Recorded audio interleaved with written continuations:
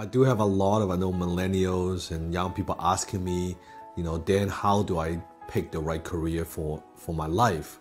And I believe that picking the right career is probably one of the most important decisions that you'll ever make, because when you pick the wrong career, you can waste a lot of time in years sometimes. If you ever had this experience, you pick a major in school and then you study that for a few months, maybe even a couple years. You're like, you know what?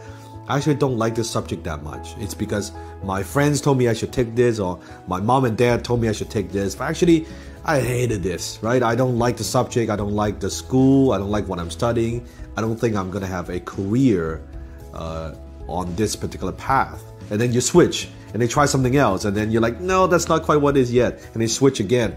In between, you're wasting a lot of valuable time. So when it comes to picking a career, let me share with you my own experience. Now, I wish I could tell you that I got here because this is exactly how I envision myself and what I'm going to do. It's not like that at all, because in the very beginning, all I wanted to do was to provide for my mom, because when my dad went bankrupt with over $1 million in debt, he could no longer send us money. He was in Hong Kong back then. So I'm the only child in my family. I had to take care of my mom. So all I wanted to do, forget about career, forget about like finding my path. I just wanted to make some money so that I could eat, so that we can have food on the table. That was it. So fast forward today, I have to say I have the greatest job in the world. I get to work when I want, where I want, with whom I want. Having such a great lifestyle, being able to, not just materialistic things, but everything that I have, right? That I'm able to impact so many people's lives as a global educator. Now back then, but it didn't start off like this. So I believe to find the right career, number one, the very first piece of advice I want to give you is, if you're a young person and you're not so sure what is the perfect career for you, it means that you have not tried enough things. Because it's like sports. How do you know what sports you would excel in if you haven't played enough? So let's say you've only played basketball your whole life. You're like, you know what, maybe I'm a pretty good basketball player, but maybe you're only 5'5", and you thought, you know what, this is what I like to do, maybe this is my career. Well, maybe you haven't tried other things. Have you tried swimming? Have you tried football? Have you tried soccer? Have you tried ping pong? Have you tried other sports? When you try enough things, it is a elimination process. Very quickly, you will know, you know what, that's not my thing. Example, I am a horrible painter, right? I am not a good artist.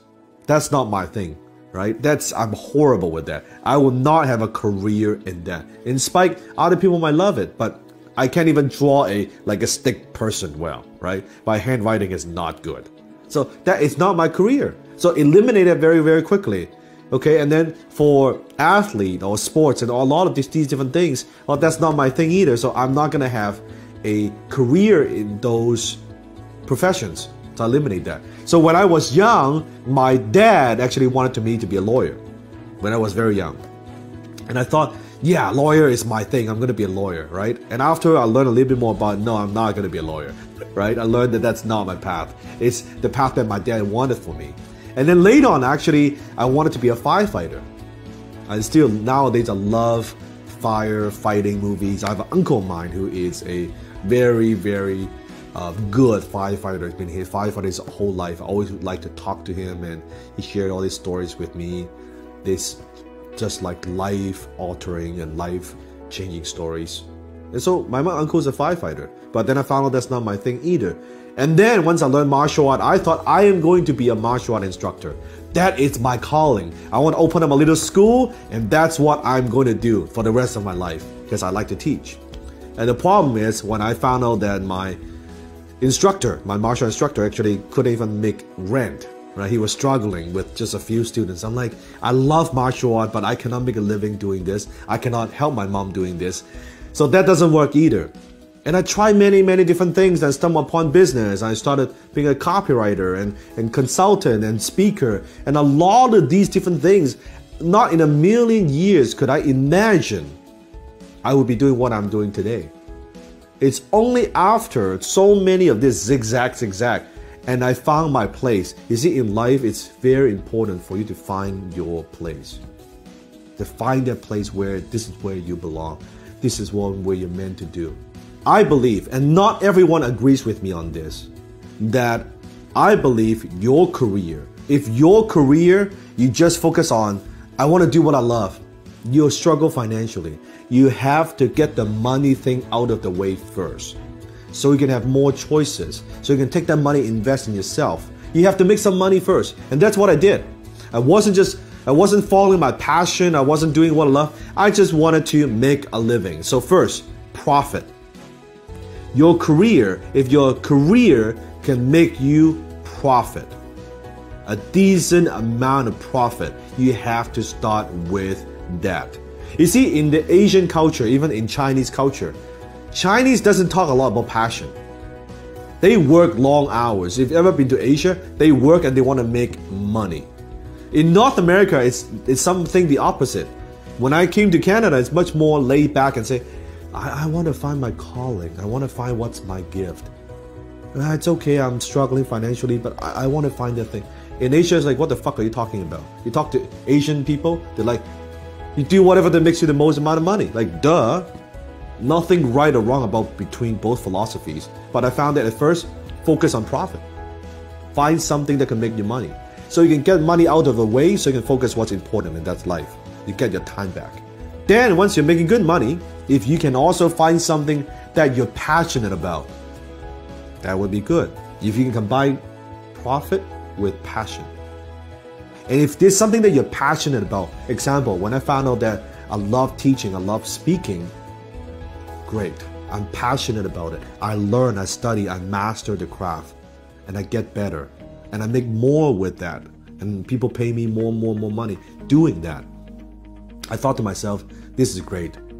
I don't like golfing, I don't like fishing, that doesn't interest me. But teaching, I love this.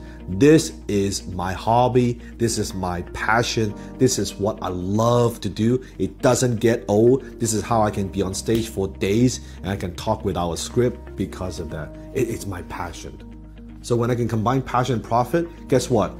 You make more profit because you love what you do. And if you love what you do, of course you get good at what you do. Then at the very end, when I hit 30 years old, I found my purpose. I found that this is what I want to do for the rest of my life. When I know what I do impacts people's lives. When my father passed away, and I thought to myself, what's my legacy? What do I want to be known for?